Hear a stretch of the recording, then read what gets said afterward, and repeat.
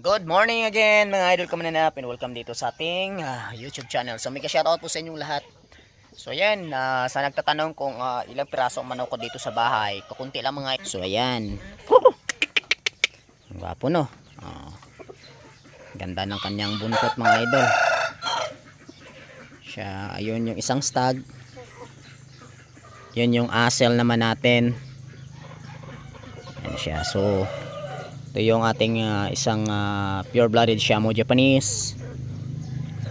Then andun yung ating mga naglalakad-lakad mga idol, yung ating mga Peking ducks. Ayan, Peking ducks, Muscovy duck.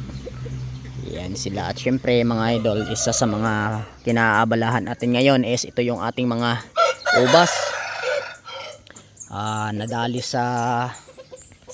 Nadali po siya sa sa ulan kasi wala siyang housing. Ito yung isa sa mga sa ubas mga idol, kapag parating na ulan, medyo madaling nasisira yung kanyang dahon. Yan, nagkakaroon po siya ng parang punggo. So kapag everyday umuulan, dapat every other day din nag-i-spray rin tayo. Yan. So may mga bunga na yan. Ito po ang wine type grape to mga idol. Ibig sabihin hindi siya pang table kasi medyo kakaiba yung kanyang lasa din. Medyo maasim siya. Yan. Talagang masarap siya gawin. Ayan, oh.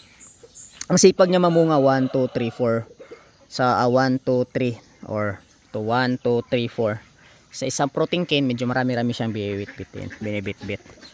So, yan. Yung aking start na siyang mag-matured. Yung aking Everest, ayan, oh. Yan. So malapit na. And then siguro susunod nito mga idol ay pag mag-mature na ulit ito. Yan, yung iba sa aking mga ubas ay namumunga na. Yon, yung sa dulo na yun mga idol, yon nag-start na yung Jupiter natin, nag-start na siyang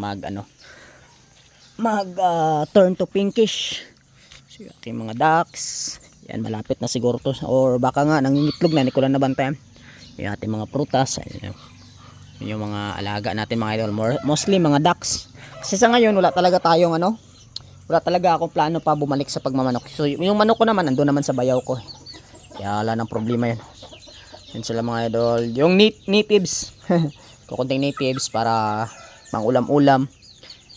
Si Rama, ayan, yung ating PBLT, yung 4 na sisyo mga idol, anak na po yan ng yung pure blooded asil natin. Yan sila. So tapos ayan. So ganun lang.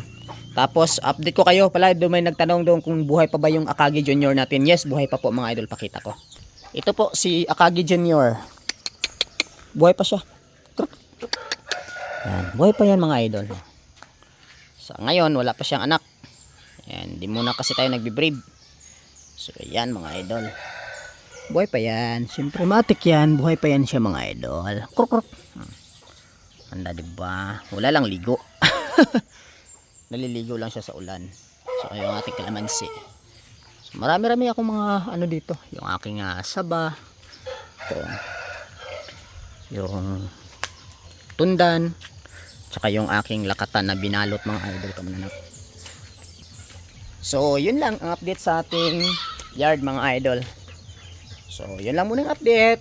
And thank you so much po sa lahat ng mga nanonood sa vlog natin. Kahit although walang tayo gaanong manok sa ating Mananap TV, pero yung isang hinay mga idol, kapag nag-start niyan mangitlog or makapagpapisa na, babalik ng dadami din yung manok natin. Mabilis lang magparami ng manok mga idol. Yan, kahit isang hin lang yung natira dyan, na pure blooded Shamo Japanese na old line natin, ay dadami yan mga idol. Pero ang kumakasta na dyan is yung ating PBLT strain, yung kanina pinakita natin. So yun lang, God bless everyone, and happy farming po sa inyo.